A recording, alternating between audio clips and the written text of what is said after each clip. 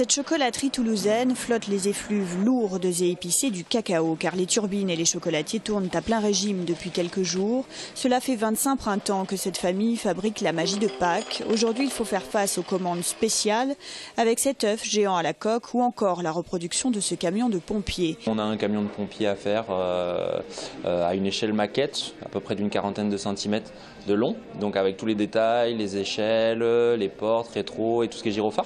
Donc c'est super intéressant parce que ça change justement de tout ce qu'on a fait avant entre les poules et même si on a réussi à faire des petits montages super sympas qu'on change chaque année pour avoir une originalité chaque année, et à ce moment-là, là c'est encore quelque chose à part parce que c'est vraiment une pièce unique, quoi. Il y a plusieurs techniques pour le travailler, donc oui c'est assez flexible de pouvoir le travailler, autant le sculpter, autant recoller plusieurs morceaux, même on peut faire du chocolat malléable pour faire des formes un peu plus arrondies, travailler à la main, quoi. Donc oui, ça a quand même une force de travail assez importante. C'est d'ailleurs sous forme liquide que le chocolat a d'abord été connu. C'est au XVIe siècle que le chocolat fut introduit en Europe. Louis XIV y fit entrer le précieux breuvage à la cour du château de Versailles. Il faudra attendre le début du XXe siècle pour voir apparaître le chocolat fabriqué. Cette phase-là arrive, que les chocolatiers ont l'idée de coller à l'actualité de Pâques.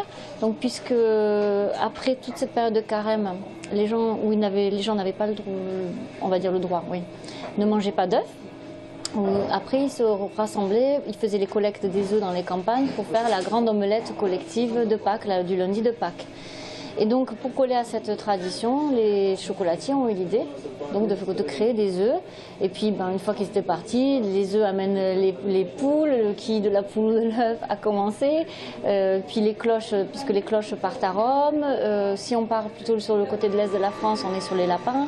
Et voilà, et c'est comme ça. Puis après, l'inventivité, les tortues, les petites grenouilles, enfin tout ce qui peut faire penser aussi au printemps.